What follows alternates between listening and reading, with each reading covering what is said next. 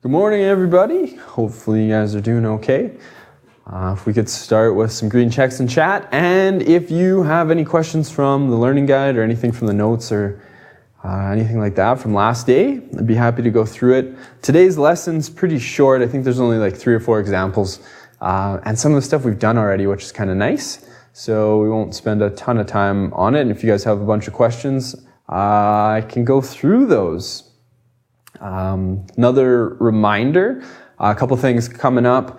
Today we're at the food bank from, I think the schedule says 12:15, maybe 12:30 to 2:30. So 2 hours today at the food bank on Ellis, if you want to join us. And Friday we're doing archery again on Enterprise. And then next Monday is your English midterm exam, your essay, I believe. And that's at Central at 9. So kind of the things that are coming up. And then next week on, I believe it's Thursday, we have a movie, the Moby Dick remake. It's not actually Moby Dick, I've been told, but something similar, The Man in the Sea or something like that, next Thursday. I'm not sure what time, I think it's 11 or something like that on the west side. So lots of stuff happening in the next 2 weeks. There's only one question from all of that stuff in the learning guide. That's kind of a good thing, I guess. Either means you guys are getting it really well, or it either means you just haven't done it yet. So I'm going to go with everybody understands it. And it's really straightforward and we don't have any questions, which is good. So I can start with page 7, number 4. If anything else comes up, I can go through that as well. Page 7, number 4. So y plus 5, minus 5, y probably, 3 over 5, x plus 4. General form versus slope-intercept form, what's the difference? We're going to talk about general form today, Abby. That's the theme of today is general form. So maybe I went too far into the learning guide and you guys haven't seen general form yet. So we're going to talk about general form today. Just the 3 questions there. Okay, good. All right. So could somebody tell me what's in here? My formatting is gone a little wonky. Even in my Word documents, the formatting's gone a bit strange. So until I know what is there, I can't graph the line. I guess there's a couple different ways we can graph this little fella. I have a feeling it's in slope point form. So does anybody have that sign or symbol in there? And then we can just go from there. I'm going to guess it's probably a negative.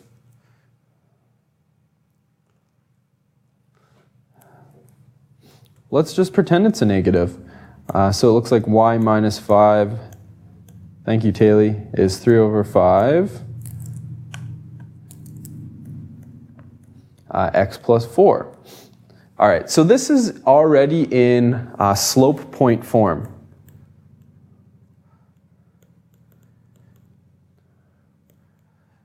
Remember so far we've learned about y, our slope-intercept, which gives us our slope and our y-intercept. Slope point form gives us slope and a point. And then today we're going to talk about general form, which is a little bit different again.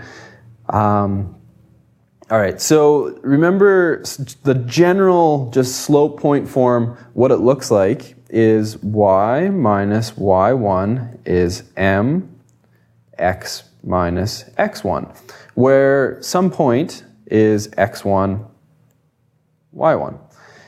So whatever's here is going to be our y point, whatever's here is going to be our x point, and that gives us a point on our line, and then we have the slope here is whatever is in front of our x terms, so we can calculate, we can just count it out on a graph what our slope is. So it only gets a little bit tricky when we have x plus 4 here, because our point is going to be 5, and then because we have x minus negative 4, that looks like x plus 4. So our point is going to be x term is going to be -4, and our y term is going to be +5. And I mentioned this last day, if you want to always just flip the signs, they're always going to be opposite of what they are in the question when you actually find that point. So -4, +5, -4, 1, 2, 3, 4, +5 up here. So there's our point, call it P. And then our slope is whatever is here. This is my slope, 3/5. So I'm going to rise 1, 2, 3. And I'm going to go over 1, 2, 3, 4, 5. And I'm going to plot another point there. 2 points is enough to draw my line. And looks something like that. All right, so that one was in slope point form. You could rearrange it to get it into slope intercept form if you wanted, to make it look like y is mx plus b, rearranging it, and that would allow you to graph it as well. If it just says graph the line, it doesn't really matter how you get there. If you would like to, convert it to slope intercept form, that's fine. I mean, some questions will ask for specific forms, but if you're just graphing it, then you can use whatever form is easiest for you. If you like to do the algebra to rearrange it, go with that. If you want to just, use the slope point form, then use that. A few more questions here. I got to that. Abby said page 8. I'll just take a little quick peek at page 8 here. Value.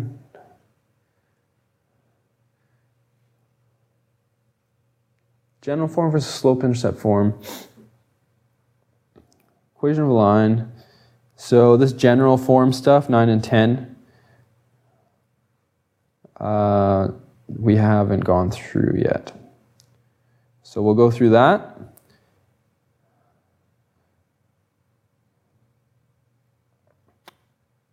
Yeah, so you should be okay up to there. Next question, page 5, number 7. There is page 5, number 7. I did last day, it looks like. Y is mx plus b is the form. The m is the slope, so -3/2. The y-intercept, or b, is +8. So we plug the +8 up here. Then we use the slope, -3/2. So down 3/2, down 3/2. I could keep doing that. Down 3/2. Keep plotting points if I wanted. Connect the points with the line. Should work. Usually for me, negative one doesn't show up for me. Yeah, so, okay. Negatives are an issue, clearly. Haley, page 4, number 4. Next. Page 4, number 4. I think I've done B, C, and D for page 4, number 4 now. This is D here that I did last day. The idea here is rewrite the equation in slope-intercept form. So if we want slope-intercept form, that's y is mx plus b. The idea is we need to solve for y. You get y by itself. Once y is by itself, you can rearrange everything. I guess the tricky bit is, just looking at what I did last day here, I want to get y by itself. So I move the 4x to the other side by subtracting 4x from both sides. Then when I get to this step here, I have this 3y is -4x plus 12. What I want to do is get rid of the 3 that's in front of the y, so I divide everything by 3. Now instead of dividing the whole right side by 3, like I normally would, what I do is I say, okay, if I'm dividing by 3 over here, I'm going to divide each of these terms by 3. And then 12 divided by 3 gives me the 4, and then this gives me the -4/3. So that's kind of, the tricky bit there when you're dividing by the 3. Each term gets divided by it. And we'll do something similar today, actually, when we're getting rid of our fractions, when we're going into general form. We're going to multiply each term by whatever the fraction is. So maybe we'll do that now. Does anybody else have any questions regarding the learning guide? I'm going to go through the last lesson here, number 6. Is this 5? It's 5. And then tomorrow's class will be a review, so any questions you have, I'm pretty confident there'll be a bunch of questions from the learning guide because there's a few questions that get a little tricky. And then we'll have the review next day. I'll give you guys we'll get the learning guides in the following day, and then if you get the test written over the weekend sometime, that would be good, or on Friday or next Monday. That would be good. So the lesson today is general form, and you've probably seen it pop up a little bit in the learning guide. I think there's a couple questions on it. So general form looks like this: ax plus by plus c equals 0. And these capital letters A, B, and C are just numbers. So it says here down at the bottom, A is a whole number, B and C are integers. So if you remember at the very beginning of Unit 1, I think we talked about the real number system. A needs to be a whole number. So if we say A needs to be a whole number, that means A needs to be, I guess whole numbers are positive numbers excluding 0. So if I say A needs to be a whole number, that means it can't be negative and it has to be greater than 0. It has to be an integer as well. So this is important, and we're going to write it down maybe again over here. So A must be positive. A must be an integer. So positive integer.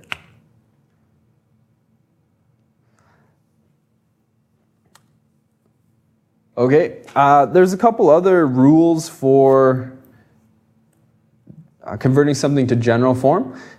We have to have, or we can't have, I guess I should say, we can't have fractions, so no fractions.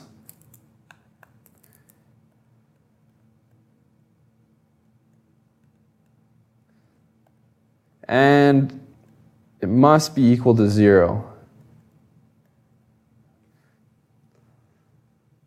So B and C are going to be integers. They could be positive or negative.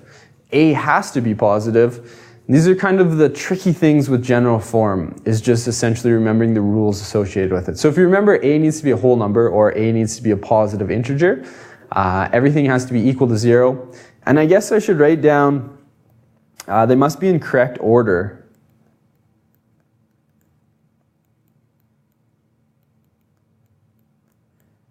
Meaning we have to have the x term, then the y term, and then the c. Really good question. Could B and C be decimals? They cannot, because one of the rules with general form is we can't have any fractions. So I guess if I had a decimal like 0.5, that could be written as a fraction. So we can extend it to fractions or decimals. So they all have to be integers. B and C must be integers. Really good question. So let's look at this first example here. We have a line, the equation of a line, and it's in slope-intercept form. So we have our slope and our y-intercept. And it asks us to convert it to general form. So the idea here is we need to make everything on both sides of the equation, move it all to one side to make it equal to 0, and get rid of any fractions. And then our a term must be positive, and it must be in front of that x. So some weird things happening. Here we go. You can see that I have this 4 on the bottom here. I need to get rid of this fraction. So I guess we can think of it this way. We need to multiply each term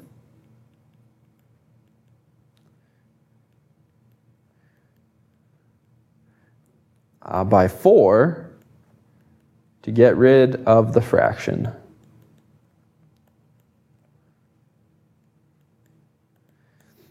And this goes back to the idea when we have an equation, if we're doing something to one side of the equation, we have to do it to everything in the equation. So if I do to the right side, if I multiply everything on the right side by 4, I have to multiply everything on the left side by 4. So let's do that. Let's multiply everything by 4 on this side, and we'll multiply everything by 4 here, and we need to distribute that 4 through. So let's see what this looks like. We're going to have 4 times y, and that's going to be, I guess we could think of it as 4 over 1 times negative 1 over 4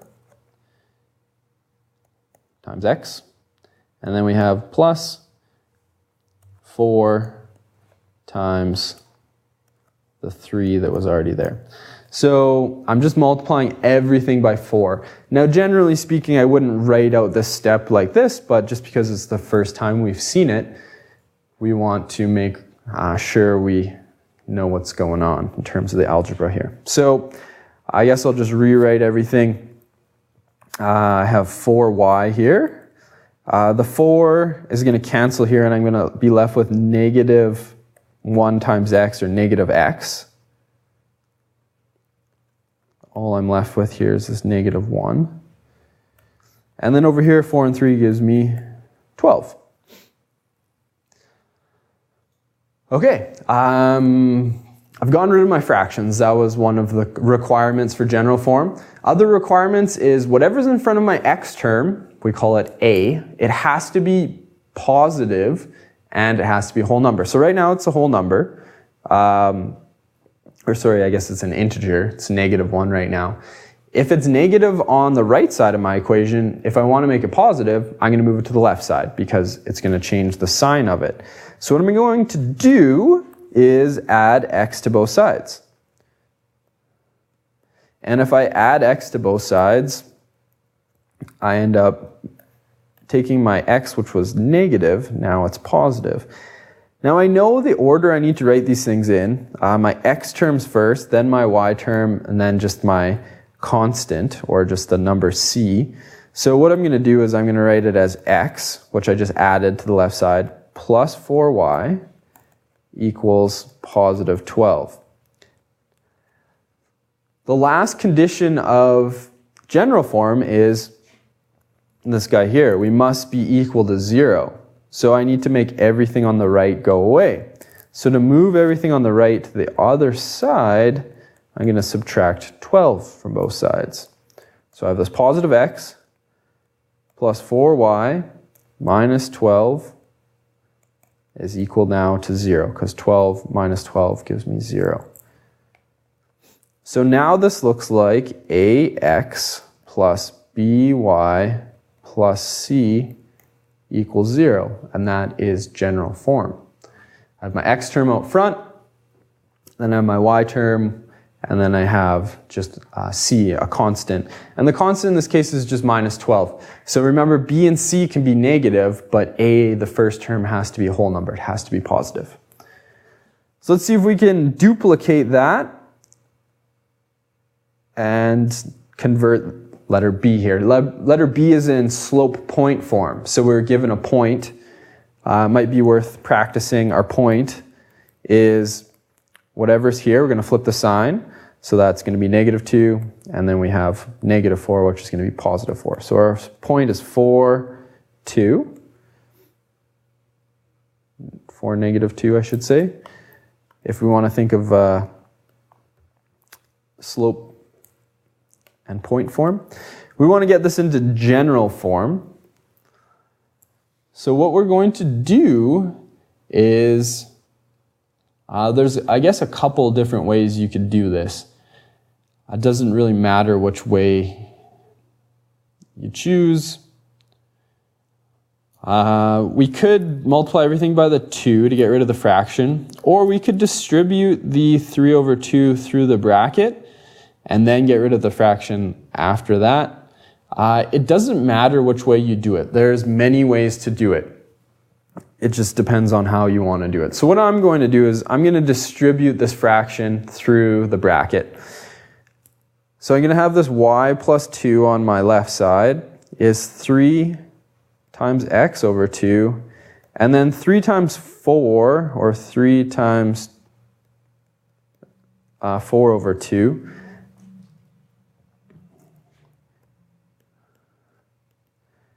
(3x over 2) negative 12 divided by 2 is just 6, so this just works out to minus 6. Now this question is beginning to look a little bit like the one we just did above, where we have a fraction, we have separate terms, so if you want to distribute that through, you can work it out that way. I have a fraction, I have this 2 on the bottom. I don't like the 2 on the bottom, so I'm going to multiply everything by 2. If I multiply everything on this side by 2, I'm going to multiply everything on this side by 2. So I'm going to end up with 2y plus 4. Remember, distribute the 2 through there. And then I'm going to do the same thing going the opposite way here. 3 times 2 is 6, divided by 2 is just 3x minus 12.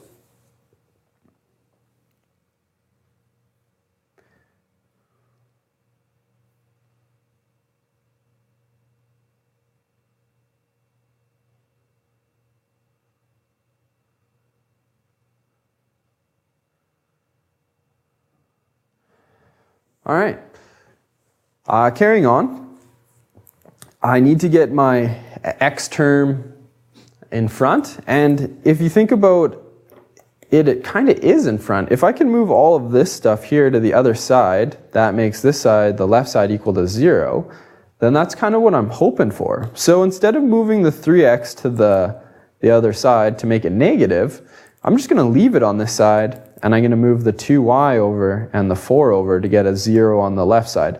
It doesn't matter if the 0's on the left or the 0's on the right, it's still equal to 0. So it's just as correct to move everything to the right side. So I'm going to subtract 2y from both sides. And I'm going to subtract 4 from both sides. I'm going to do 2 steps at once. Hopefully that doesn't confuse us. So that goes away, that goes away. I'm left with 0 over here. I have this 3x, I have minus 2y, minus 12, minus 4. So just combining together the 12 and 4, 3x minus 2y, negative 12, negative 4 is negative 16. So this is in the form ax plus by plus c equals 0, or I could put the 0 on the other side and write it like that if I wanted. So it is in general form. I don't have to worry about the 0 being on the right. I mean, I could just erase the 0 and put it over here. I could do the same thing up here if I wanted, it's just kind of the way it worked out. So don't think that the 0 always has to be on the right. If it's on the left, that's fine as well. As long as everything's equal to 0, it doesn't matter if it's equal on one side or equal on the other.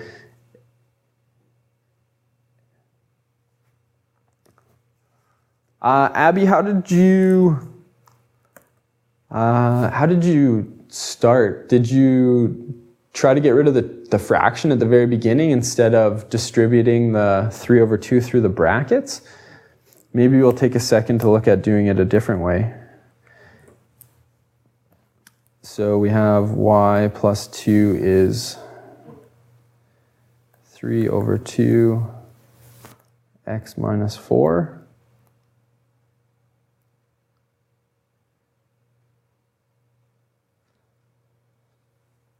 If I multiply everything by 2 here, I get 2y plus 4 equals 3 times x minus 4.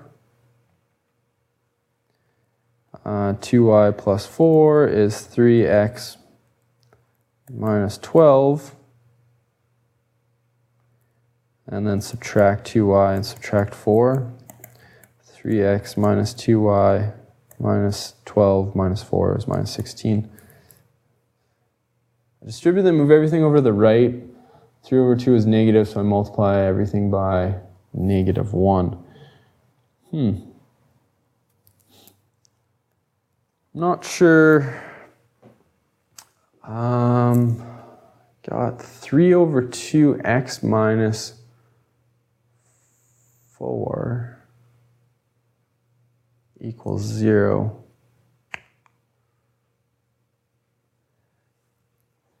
Distributed and then moved everything over to the right. The 3 over 2x was negative, so multiplied by -1. So at this step here, you moved everything to the right side. Well, the 3 over 2x is already positive there, so if you moved everything to the right, oh, you went to the other side. Okay. Let's see if I can find your mistake, because it's maybe a common thing to want to move everything to the left.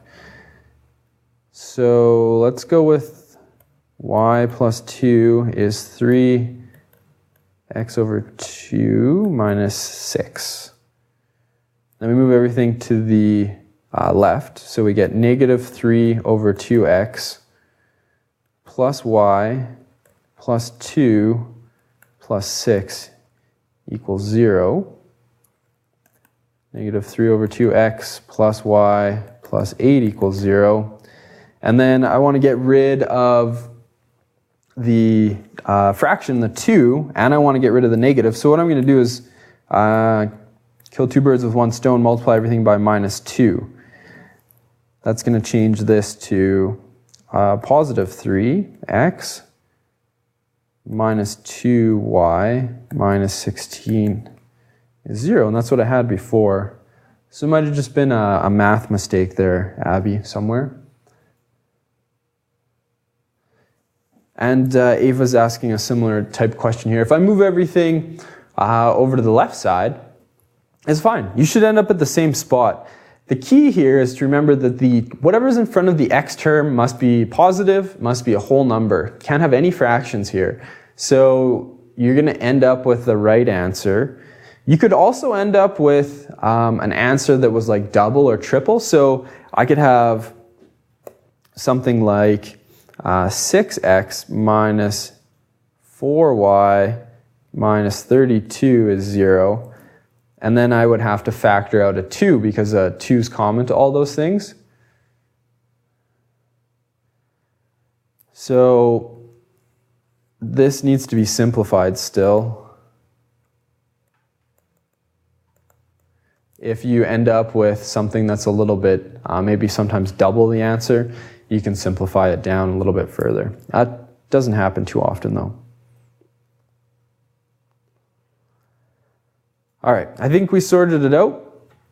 Now, this is really kind of a gift for you guys because we've already done this. In Unit 5, we dealt with x and y intercepts and plotting lines given the x and y intercepts. So it's back again, which is nice because this is a pretty straightforward concept. We get to plug 0 into an equation, and when we multiply things by 0, they disappear. So it's really kind of easy to deal with these things.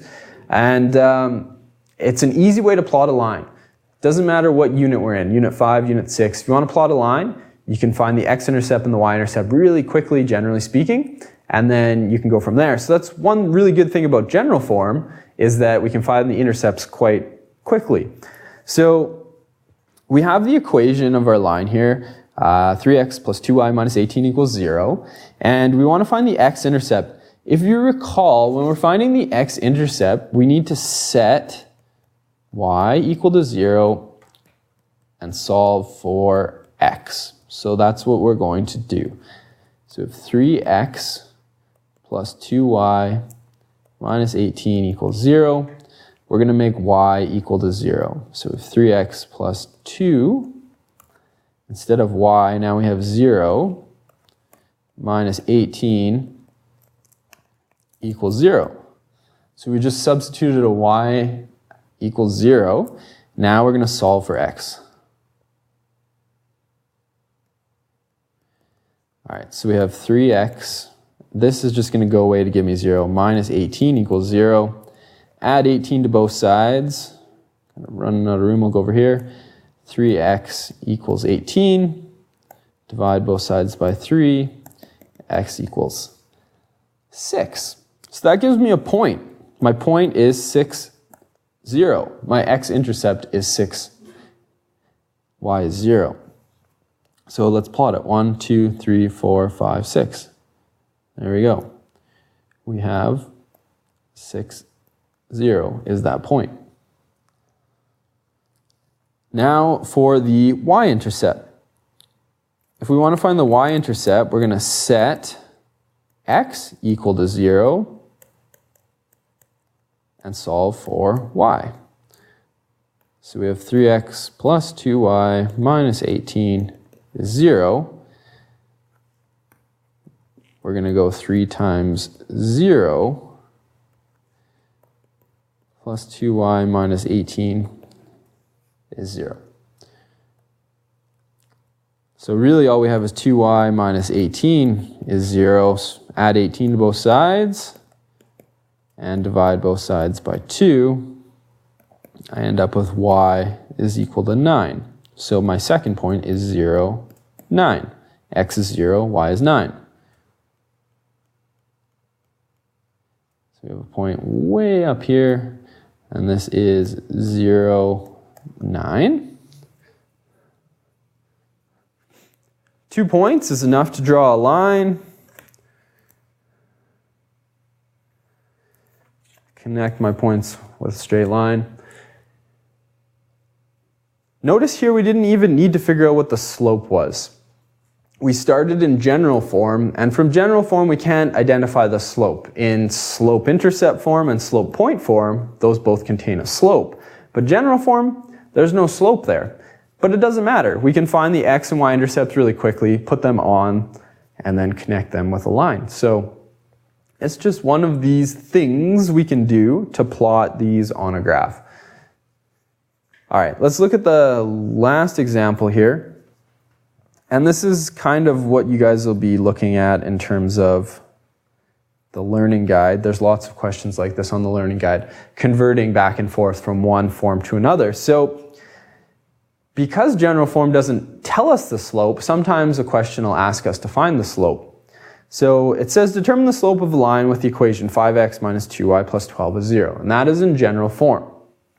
If we want to find the slope, we can put it in slope-point form or slope-intercept form, and we can get the slope from there. So I like slope-intercept form because it's the easiest, I think. So we're going to put this into slope-intercept form. And remember, slope-intercept form looks like y is mx plus b. If we can figure out what m is, we can determine what the slope is. And that's a good point, yeah. General form is good if you don't know what the slope is. General form is good for finding the x and y intercepts really quickly. All of them are, but that's basically what you're going to do to plot a line in general form is find the x and y intercepts. It's just the quickest way to get to the line. It gives you 2 points real fast. You can plot them, connect them with a line.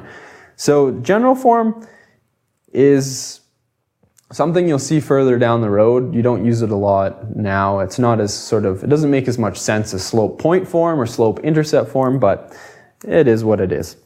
So we're starting with this equation. We're starting with 5x minus 2y plus 12 equals 0. And we want to get y by itself. We want to solve for y essentially. So what I'm going to do is try to get y by itself. I could leave y over here on this left side, but it's negative here, the negative 2y. So what I can do is, if I add 2y to both sides, it's going to make my y positive on this right side, which is kind of nice. So let's do that. So we have 5x, the 2y's are going to go away, so I'm going to have plus 12 is equal to 2y over here now. So y is now positive on my right side. The only thing holding me back from y is mx plus b form now is this 2 out front. So if I divide everything by 2, that's going to help in getting rid of that. If I divide everything on the right by 2, I have to divide everything by the 2 on the left. So what do I end up with here? Well, I have 5 divided by 2 times x. 12 divided by 2 is 6. And then 2 divided by 2 gives me 1, or just y. So this is now in y is mx plus b form. If I wanted to switch the order, I put the y on the other side. 5 over 2 times x plus 6. It doesn't matter which side the y is on. The important thing here is that we can identify that whatever's in front of my x term is the slope. So in this case, the slope is 5 over 2. And that is what the question was asking us to find. So we started with an equation in general form, and we had to convert it into slope-intercept form to determine what the slope was. And, you know, sometimes you'll have to do that. I guess the main idea here is that you can convert back and forth between slope-intercept form or slope point form or general form. You can go from one to the other. You can plot all of these forms on a graph, or you can look at a graph and get an equation from there. That's kind of this chapter in a nutshell. It's not a whole ton of material. I guess it's a bit tricky in some aspects with the different forms, but on a test, I guess they can ask you to identify the forms, but generally speaking, they're going to be kind of given to you. So that's that. That leaves kind of a large chunk of learning guide for us to do now. Unfortunately, we're kind of waiting for that general form to play out. So there we have it. This is on page 7 now of the learning guide. This is kind of where we left off. So number 5 on page 7 is asking us, general form is always equal to 0, cannot have fraction, coefficient of x must be a positive or a whole number. Number 6 is converting, so this is what we just did. There's going to be a few of those. What 2 things do you need to write an equation of a line? And write the equation in general form. So you can see that they're giving you a point and a slope. So you're going to start at slope point form.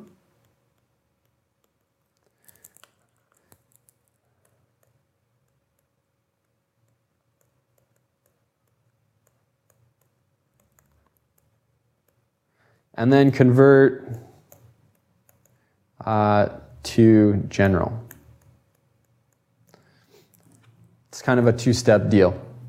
9 and 10, Abby mentioned, write the general form. If it has a point and slope is undefined. Remember undefined slope. What does that look like? Find the equation of the line that passes through. So we're given 2 points and asked to do slope-intercept form. So that's going to be y minus y1 is m x minus x1. So that could be a bit tricky. Intercepts, this is all super easy stuff because we've seen it before.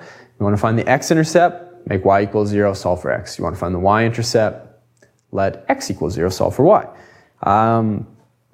That's what 1, 2, 3 are asking us to do. Same for number 4. Number 5, graph the following using the x and y intercepts. So again, solving for the x and y intercepts. That's kind of what we looked at there.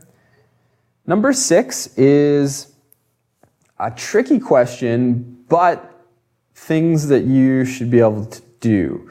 So there's going to be a few questions that are going to end up like this. So it's really important that you look at 6, have a go at it. If you're confused, I'll be happy to go through it next day. Number 7, find the equation of a line that's perpendicular to this, passes through the point. So 6 and 7 are both tricky questions. Number 8 and 9 are, I don't know that I've seen a lot of questions like this before. So I wouldn't worry about them too much. So if you're having a rough go at them, then it's fine.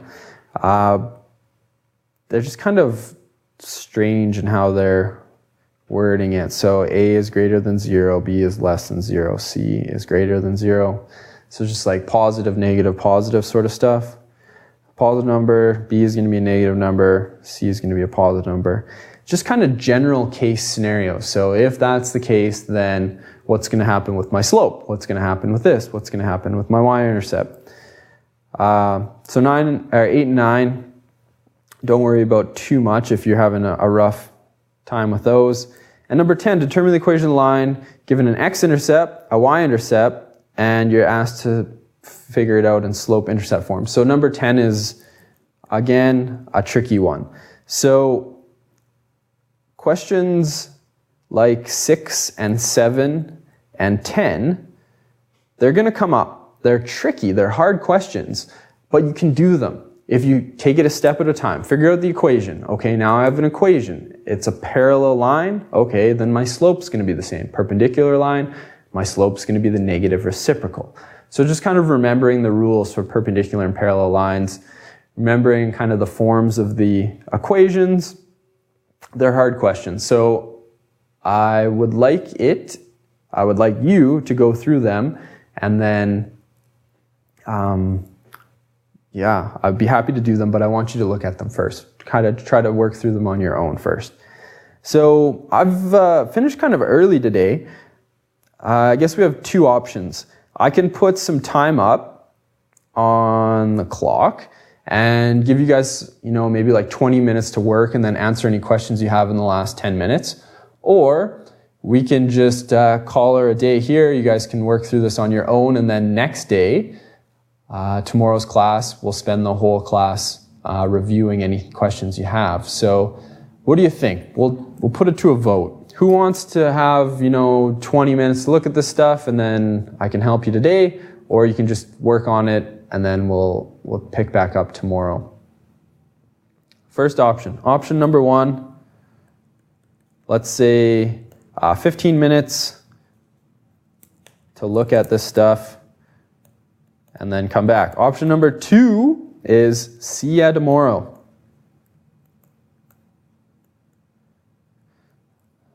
So, get out of the way here. Ava likes the first option. Everyone's kind of just work on it too. See you tomorrow. All right. It's really important that you guys are spending time looking at this stuff, because these questions are tricky.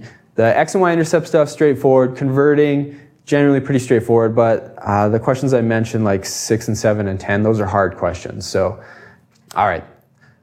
We're going to go with the democracy. Everyone's kind of saying we'll just pick it up tomorrow. We have all class tomorrow, an hour to go through any stuff, so that's great. Hopefully we'll see you guys this afternoon, 12:15 to 12:30 at the food bank. We're going to portion out some food, make some hampers for some families, and then I will see you guys tomorrow if I don't see you this afternoon. So have a good afternoon. Thanks, guys.